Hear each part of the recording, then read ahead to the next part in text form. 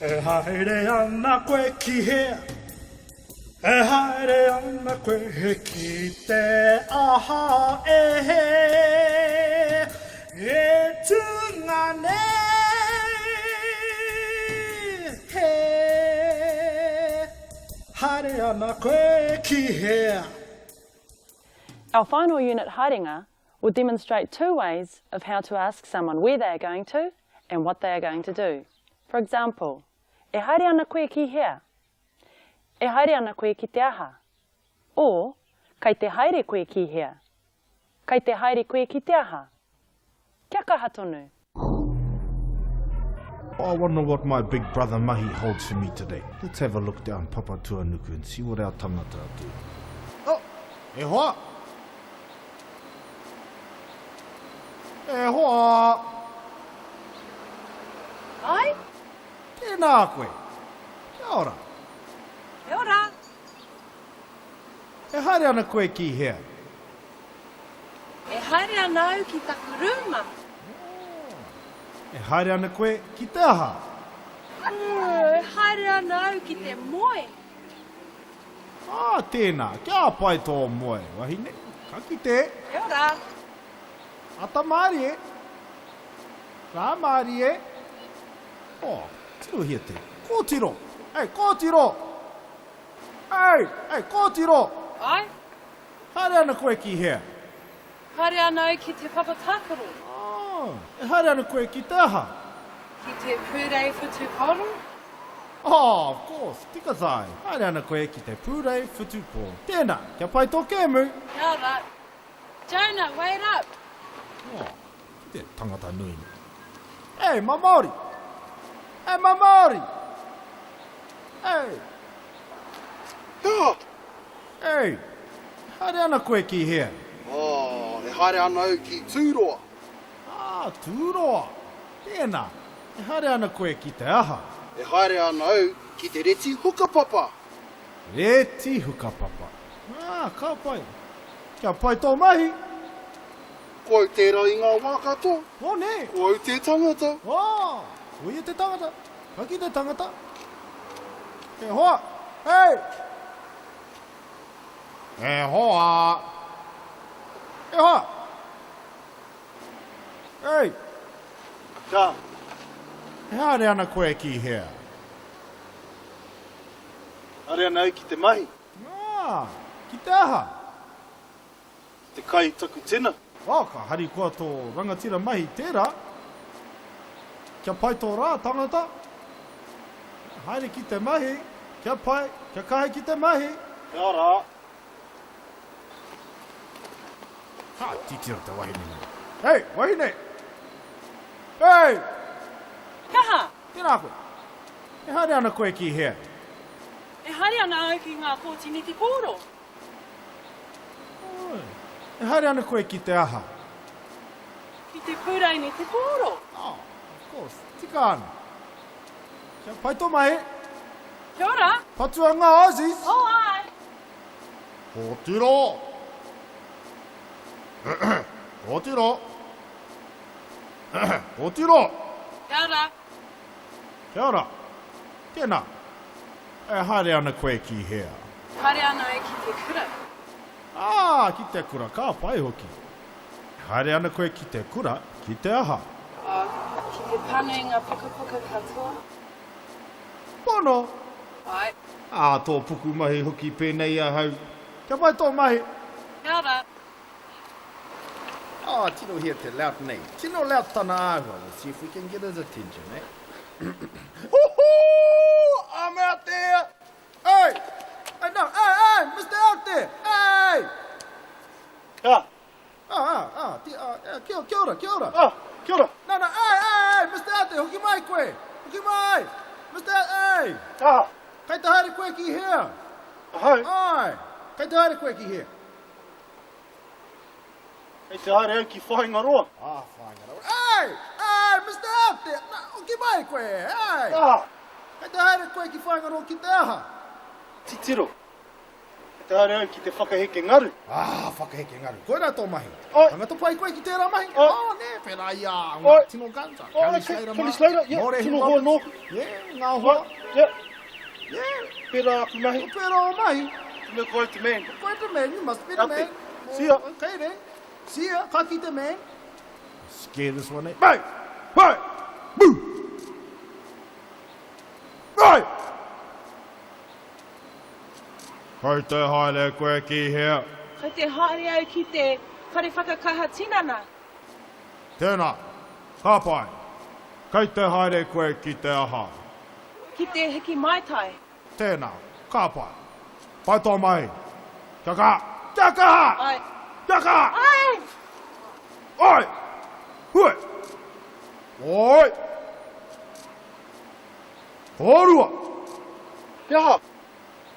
Haere ana korua ki hea. Arana māua ki te mahia. E haere ana korua ki te mahea. Ki te aha. Ki te ruku kai moana. Ki te ruku kai moana. Ai. Kia tika a korua mahi. I ngā wā katoa. Boo!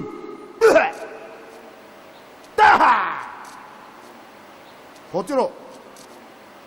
Ai! Kia ora. Kia ora. Kei te haere koe ki hea. Kei te haere ahau ki Karapiro. Kei te haere koe ki Karapiro. Ki te aha. Ki te hoi waka. Tika. Koe rā te take kei te mau hoe koe, nei. Ai. Pai ngā mahi. Kia tupato ki ngā taniwha. Kia ora. Scare this big boy. Boo! Oi! Hey! Boo! Oi! Hea tō kōrero. Aroha mai matu. Kia ora e hoa. He pai ake tēnā. Aroha mai matu. Tēnā kōrua Tēnā koe. Pātai tāku, matu kei te haere kōrua ki hea. Kei te hoki māua ki te kāinga.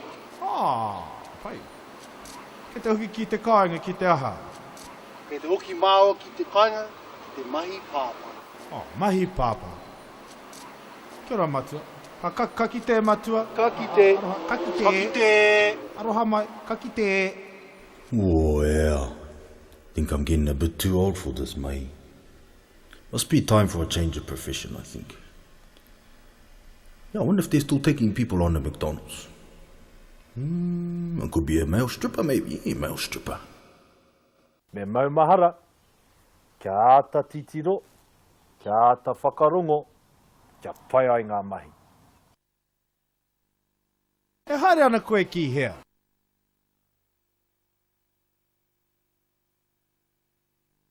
E haere anau ki taku rūma. E haere ana koe ki te aha. E haere anau ki te moe.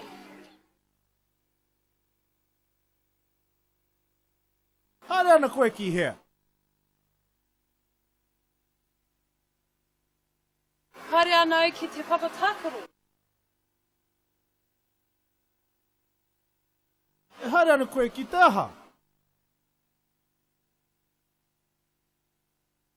Ki te pūrei whutu koro.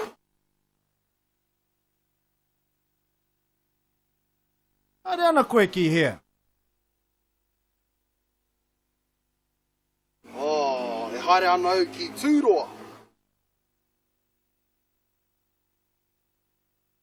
E haere ana koe ki te aha. E haere anau ki te reti hukapapa.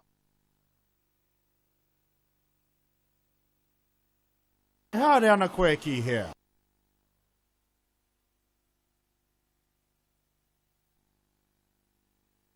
Haere anau ki te mahi. Ki te aha.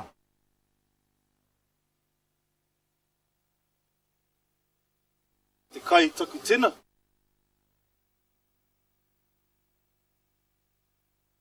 E haere ana koe ki hea.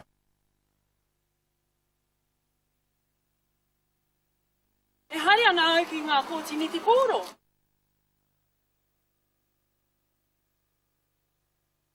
E haere ana koe ki te aha.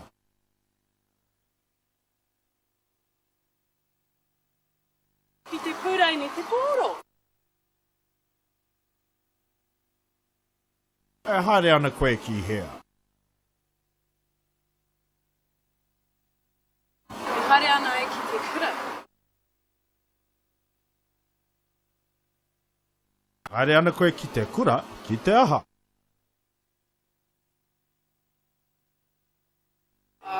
Ki te pane ngā pukapuka katoa.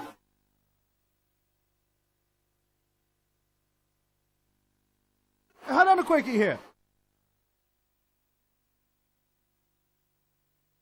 Kei te haere au ki whainga roa.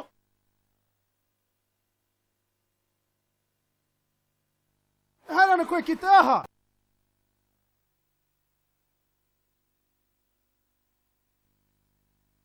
Kei te haere au ki te whakaheke ngaru.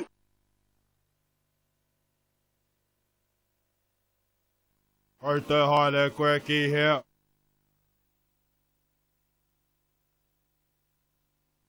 Ai te haere au ki te whare whakakaha tinana.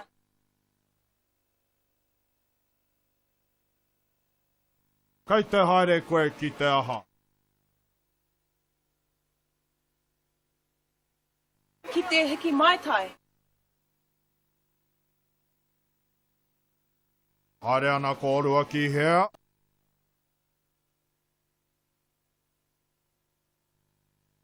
Hara no māua ki te mahia. E haere ana ko orua ki te mahia. Ki te aha.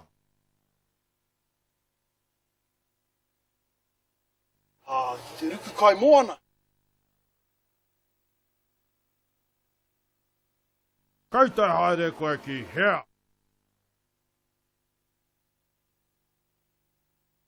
He te haere ahau ki karapiro.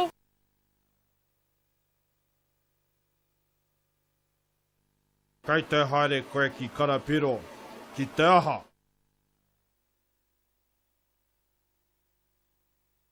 Ki te hoi waka.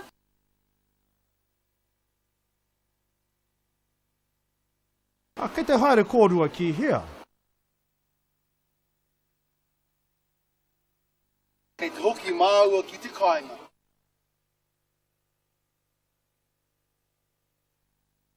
Kei te hoki ki te kāinga ki te aha. Kei te hoki māua ki te kāinga, ki te mahi pāpā.